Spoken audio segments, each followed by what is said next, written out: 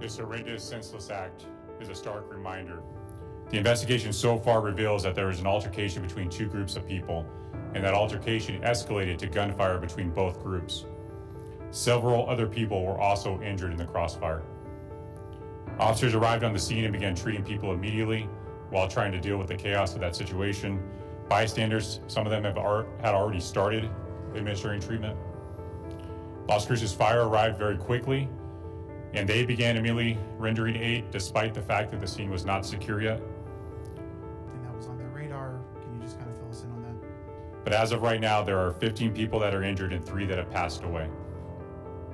This is a huge crime scene with a lot of moving parts.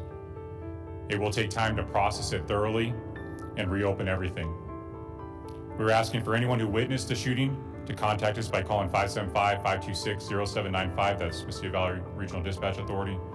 If anyone has relevant video or photos, we ask that they please upload them to the link that was provided on our Facebook page so that we can go through that and find the leads and ultimately hold the suspects accountable.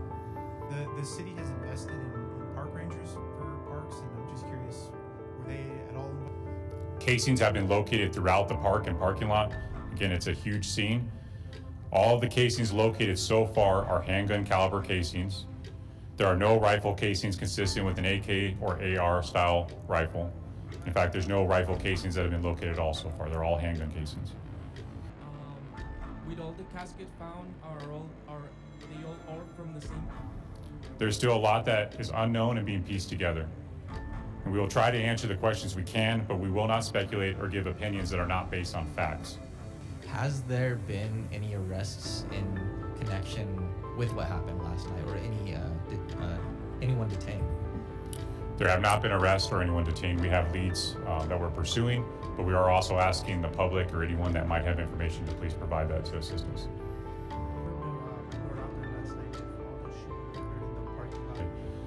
But that area has been troubled with crime more so in recent years, and I spoke about it during an interim committee meeting recently about the level of violence we've seen in that park. So in spite of some of the efforts, we are still struggling with that, obviously.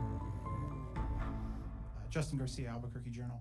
We know that there was some type of ill will between these groups prior to last night. So they had some issues before, and it escalated last night. As far as an estimate, do we have an estimate?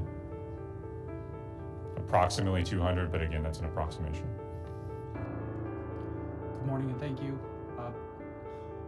As of right now, and as reported in the news release, ages ranging 16 to 36, 7 patients were treated on scene, 11 patients presented to local departments, 2 were pronounced dead on scene, 4 were transported locally, and 1 was flown to El Paso for treatment. The overall status that we have for right now is 3 patients are deceased, 7 have been sent from local hospitals to El Paso for further treatment, 4 patients have been treated and released, and we don't have a status for the remaining 4 patients at this time. We're waiting on updates from our local hospitals. But we haven't scheduled it right now. Keep watching for news releases and